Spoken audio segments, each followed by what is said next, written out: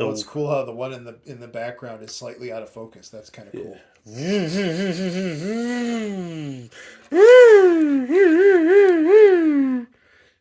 That's Yeah. how those vans communicate. And we are trying out a brand new phone camera. Can you see the difference? Yeah, this is a Google Pixel, the newest one, shiniest one.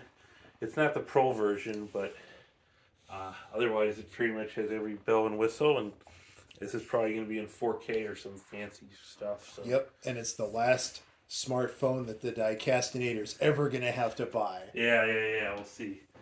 5 years, baby. I made it 3 with my current one, and 5 more years. 5 more years. and you know, yeah, we'll see how good the audio is if it can pick me up from the chair. And today we're going to talk about a vehicle that's actually surprisingly reliable and gives you a lot of bang for your buck. Yeah. And that is red minivans. Doesn't matter the brand, just red minivans. Yeah. I would really. Town and countries, caravans. Chrysler made the minivan market, and I would say for the first 20 plus years, 20, 30 years, Chrysler really dominated that. But now it's all crossover SUVs and that.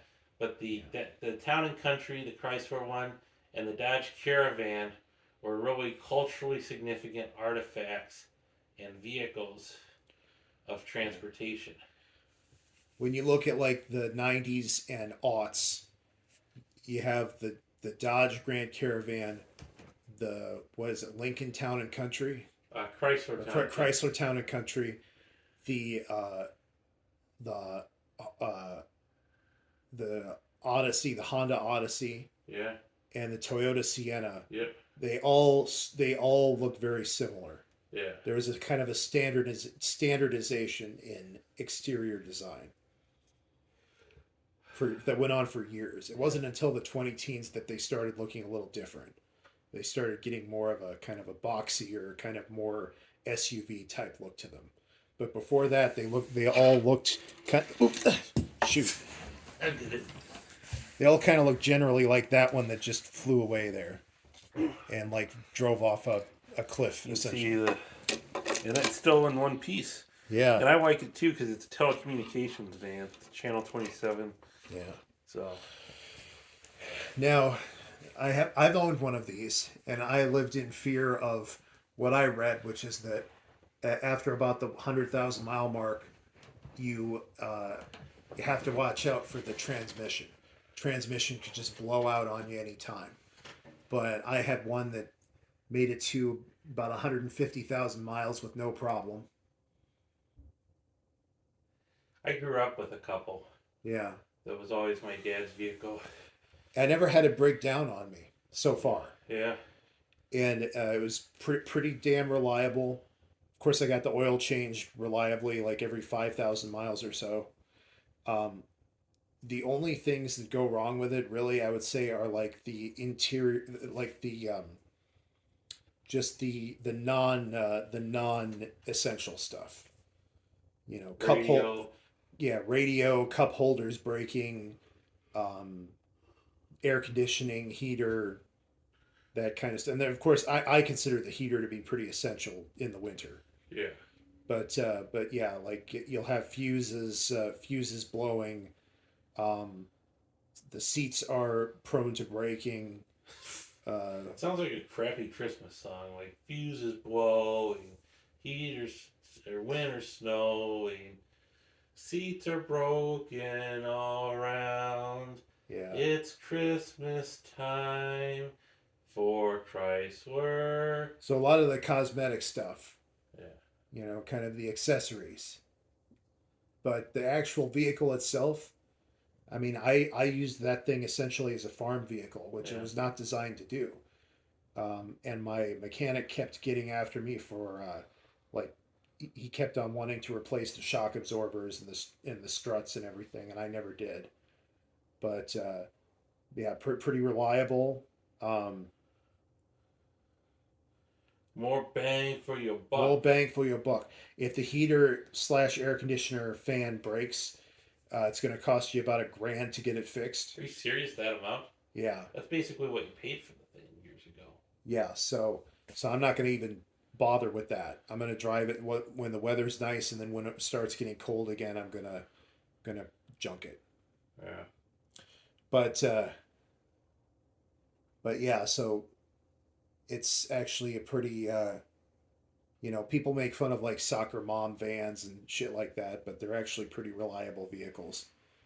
I hit a deer once with one, a big a big deer, a buck, and it messed up the whole front of the car, like messed up the hood and everything, like the whole front the front bumper was falling off. Everything was. I took it to a body shop here in town, like the one body shop that will actually like fix a car that's that far damaged, Yeah. and got the hood replaced, and it it's I mean it runs like nothing happened. So You that's still have a bumper on it though, don't you? oh yeah. Well, this guy did a really good job of fixing it up. But the fact that it could be fixed up, that's a credit to it in itself. Yeah. So Well, I think because there were so many of these sold and built, the parts are really cheap. yeah. You know. Yeah. And you didn't care if the hood matched, so then you got kind of a mixed match thing. But that's Oh, the hood does match though. The hood does match. okay. Yeah. Yeah. So. But these have spoilers on them.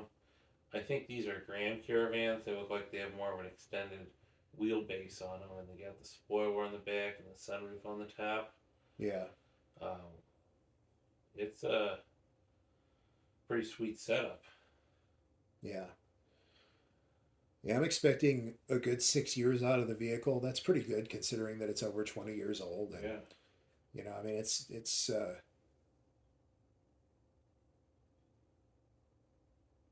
yeah. Did you have anything to say about these two Hot Wheels machines or? Well, the one says Channel 27, right? Yeah. The one van, and that's just cool. I think it's one of my last telecom vehicles that I've done a video on. Well, the one says it's handicap accessible. Huh. That's the one closer to you? Yeah.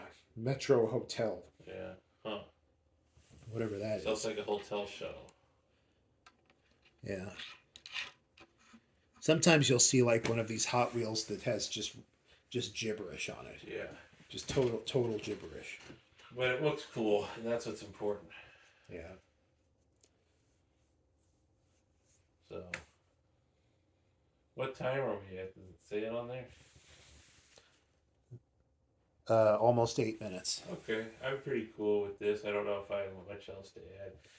I remember when I was growing up, though, we took this to different trips around. When I grew up, this was our trip vehicle, or these caravans, and the air conditioner sucked on them. Yeah. Like they would just blow out and just stop working when it got hot. So you just had to use the windows, but they had the damn side vent windows, so you're like sucking for air, and you're in stop and go traffic, and it's Another thing, like you can really cannibalize these vans because they have two sets of row seats, and if you don't want the row seats in the vehicle, you can bring those in your house and use them essentially as couches, and they're pretty comfortable because they're ergonomically designed, so they make good indoor furniture. It'd be cool to do a Better Homes and Gardens thing, or like a satire with it, with like that furniture, because they usually are like, this is the lady who has the $10,000 Ethan Allen set. Yeah. You could be like, this is from the 2005 Grand Caravan. Grand Caravan.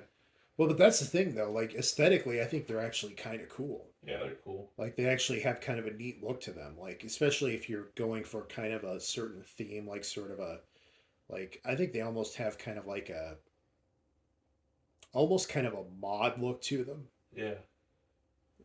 And another thing is, yeah, you can take those seats out, and then they also make a very affordable mini camper van. Yeah. Which is what a lot of people have been doing in the last few years, who don't want to buy a camper van or an RV or an Airstream or a tiny house, but they want to travel the country and they want to do it affordably and not spend $50 a day on gas. Yeah. Van life.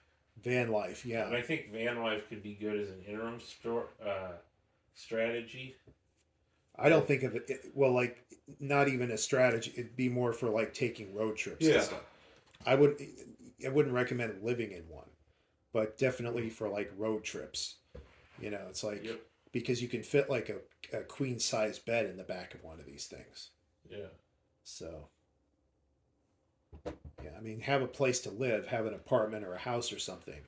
But when you want to drive somewhere, like say Mall of America or wherever the hell, I know someone who's planning on going to Mall of America soon. Wow. If you don't want to hit a, if you don't want to hit a hotel or a motel, but you also don't want to buy an RV or a gas guzzling camper van or some other money pit, just convert your minivan, your soccer mom van into a mini RV. Yep. So, anyhow, let's do a last swoop of these. There you can see the copyright and all that. Dodge Caravan. Mobile TV unit, channel 27. So, yep. Should have some kind of satellite on it or something, or a big ass antenna. Yeah, but that's what they got. Yeah, like, subscribe, and enjoy.